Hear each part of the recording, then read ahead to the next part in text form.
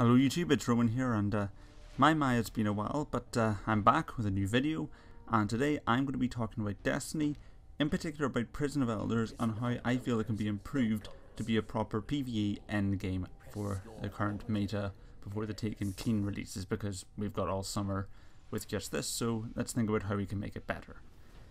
Now, I have two main problems with Prison of Elders and why it's not a popular endgame. Replayability and loot. And for this episode, seeing as there's a lot to talk about, we're going to be focusing on replayability. This is how the arena was sold. As opposed to a raid where it's linear and fixed, there's endless modifiers giving a whole new experience each time you play it, giving a lot more longevity than a raid. But in reality, Prison of Elders didn't exactly turn out like this. Firstly, the level 35 Skulless challenge mode.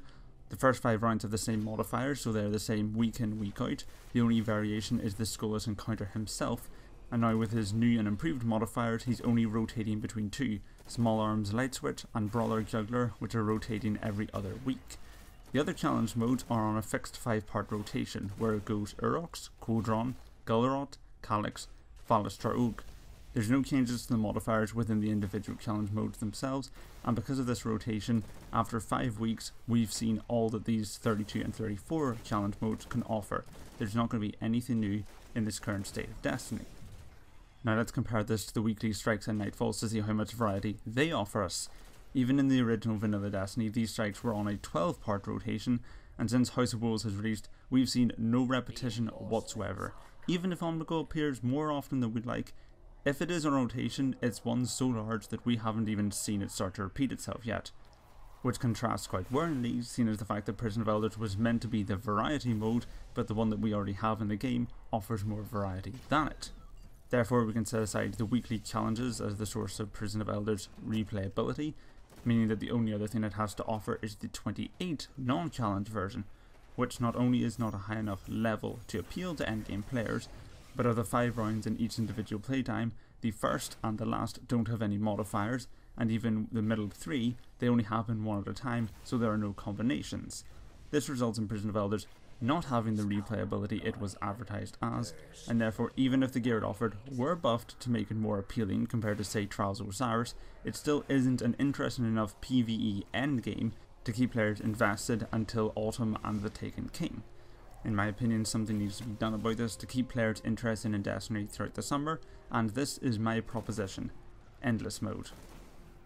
Endless Mode would be a new Prison of Elders playlist set at level 33, giving endgame players an advantage over the enemies rather than the other way around.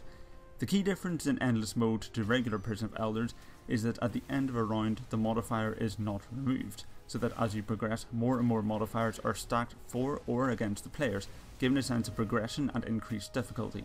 The modifiers are applied as follows. At the very beginning of Endless Mode, the Nightfall modifier is always applied and is active at all times. This is Endless Mode, there are no retries. Once your fire team wipes, that's it, you're going to have to start again. Next up, there are the Tier 1 modifiers. These are all the modifiers that currently exist in Destiny at the moment that aren't elemental burns or epic. They are considered the normal modifiers in Endless Mode, and as you progress through the rounds, one of these is randomly applied at the start of each round. So as you progress, more and more of these modifiers will be stacked against you. Also as a side note, as you can see from all these modifiers being active at once, potentially there is the ability for Small Arms and Specialists to lap over each other. We haven't seen this apply yet in Destiny, so we're not exactly sure how this would work in Prison of Elders. I'm just going to assume that when these are both active, primary and special weapons will receive the full buff, but heavy weapons will receive double or triple the nerf. Then there are the Tier 2 modifiers, the 3 elemental burns and epic, which will always be applied last. These are only added during the boss rounds, which occur every 4 normal rounds and are applied randomly. Then there are the Tier 3 modifiers. These are only added once all Tiers 1 and 2 modifiers are in play to give an endgame of sorts to the Endless Mode. They don't stack like the others, but instead rotate out from round 16 onwards. So to help illustrate this, here's an example. Round 1, the Juggler modifier is added. Round 2, Juggler is still active, but Small Arms is added as well, so there are now 2 modifiers. In round 3, Angry is added to the mix. In round 4, we have our first boss round, which adds Arc Burn, and then if you complete that, then round 5 adds Brawler to the mix, and so on and so forth. Now of course there are some difficulties that a system such as stacking modifiers against the player in ever increasing numbers creates. The large number of modifiers in play at any one time can easily get overwhelming for most players very quickly, and the RNG aspect of how it is applied may piss some people off. So to address this, Endless Mode will have a new consumable called Warden's Mercy. One will be given to each player at the start of the game, and when it is consumed at the end of a round, as in the completion of Wave 3, it will wash off that modifier for the entire fire team and remove it from the pool of future modifiers so it won't reappear. This system would give players control over how the game is progressing, allowing them to remove the nasty modifiers like Trickle, Exposure or Light Switch that really hamper the game and make it a lot more difficult. You can choose to remove them, but because you can only remove up to 3 per game, you're going to have to choose wisely, and it only works when you've cleared 3 waves of that modifier. So say if you get Trickle, you're going to have to put up with Trickle for 3 waves to prove that you can overcome it before you are given the opportunity to remove it completely. This also creates opportunities for the really hardcore players, you know, the ones that like to solo rage themselves for the challenge, because instead of removing the painful ones, you can instead choose to remove the helpful ones like Brawler or Airborne if you feel like a real challenge or just trolling your teammates if you are so inclined. However, even though you have the opportunity to remove 3 modifiers within Endless Mode, with dozens of modifiers available to be active at once, things are definitely going to get crazy and very difficult in the later rounds. So therefore, players who are doing this are going to want crazy rewards. Here's what I propose. Completing rounds 1 to 4 will give 10 HoW's Judgment rep per round completed. Rounds 5 to 8 will get a random piece of Queen's gear and 25 HoW's Judgment rep per round. Rounds 9 to 12 will get a random piece of Prison of Elders gear and 50 HoW's Judgment rep per round. Rounds 13 to 15 will get a random Mark II Prison of Elders primary and 100 HoW's Judgment rep per round. That bracket might seem very specific, but because the actual window of the round is the shortest in Endless Mode, I think it's deserving that you get a more powerful weapon in a smaller bracket so you have a better chance to get it. And finally, once you're at round 16 plus, you will get a random exotic and 200 HoW's Judgment rep per round. The drop rates of the items themselves will have to be random as this is Destiny, but the chances should be high enough that it can be expected that at least 1 player will get something, 2 players getting something per round completion is the norm, and rarely all 3 players are given a reward for completing the individual round. Now, even with those very high rewards, especially in the later rounds, Endless Mode still has a problem to be addressed. Even going smoothly, getting through to Skolas with 2 modifiers per round takes 40 minutes minimum. Getting to high rounds in Endless is going to be a significant time sink, which doesn't really appeal to the casual player. I did consider only having 2 waves per round instead of 3, but this might mess up the Prison of Elders combat flow, and it still wouldn't really solve the problem. It's still going to be a time sink even if the rounds are only 2/3 as long. There's no way around it, and Endless Mode would need to have a checkpoint system, no question about it. But this raises its own headache, which is how do you avoid people selling plus 16 waves for loot, free riders, tagging on, etc. Here's my idea. Endless Mode would operate on a passage system similar to Trials of Osiris, with 4 win slots representing the 5 stages of progress, from nothing to exotic, and the 1 loss being the Nightfall equivalent, so once you die, the loss is filled in, your card is over. As a bonus, you can even turn in a completed card into Varix for 1 random piece of loot from whatever tier you died at, so even if RNG is giving you the middle finger, you will at least have a guaranteed piece of something. Also, to prevent backtracking where a completed card is then used at lower rounds by jumping in other people's games to get loot very easily, there would have to be a system where if you complete a round that is below your current scorecard, it will not reward you with anything, because otherwise that would be exploited to hell and back.